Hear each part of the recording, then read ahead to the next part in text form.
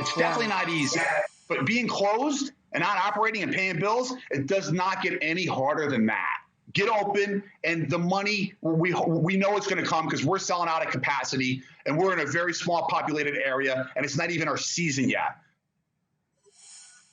Yes, that was Buddy Ford Jr. on our show back in June on reopening his restaurant in Bolton Landing, New York, for outdoor dining. Now, 1 month later, in the height of the summer season, Buddy is back to give us an update on his business. How's it going, my friend? Melissa, it's going great. Our tourist season has kicked in full steam up here.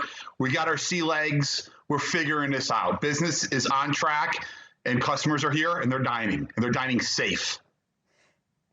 Yes. So what changes have you made? What's different? Well, we got to deal with outside and social distancing. So number one, we moved everything in the back of the house closer for the servers to focus on customers. Wait stations, taking everything we can and putting it outside. We've got a mask diplomat that walks around and politely makes sure that we're adhering to the rules, and so are our customers. And we're still dealing with some challenges. But what's different is we're doing a lot more business than we thought we would, and we're really focusing on our curbside, online ordering, and we created an at-home service, Chateau at Home, for customers who just can't get here but still want an at-home experience for fine dining.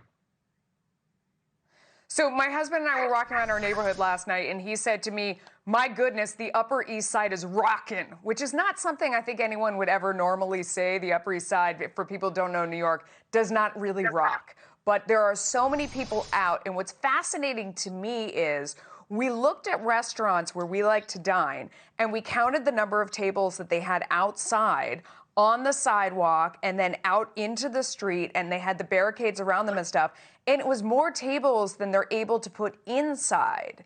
And it struck us that for those who have worked really hard and have carved out the space and have figured it out, I think they're doing better business than they were doing last summer by virtue of the fact people are desperate. Every single table was filled at every place we went, and so many of the places that we saw had more tables outside than they do inside. What your volume of business, how does it compare to last summer? We are 20% up to last summer as of Friday, as of 1 week ago, and we're keeping the pace as we talk right now. It's climbing. We've expanded like crazy outside, and that's exactly, we have more seats outside than we did inside, and we're using inside to service, put wait stations in and service people and get product closer to the customers. I'm looking at a beautiful picture right now, and one of the big things that happened here in New York is there's an investment in getting that going, obviously. I mean, you have to decide, are you going to pay the additional insurance for having people in New York, like kind of out in the street, because there's danger to that. You have to put in some ramps on the curbs. You have to decide, are you going to invest in umbrellas and things for overhead in case it starts raining?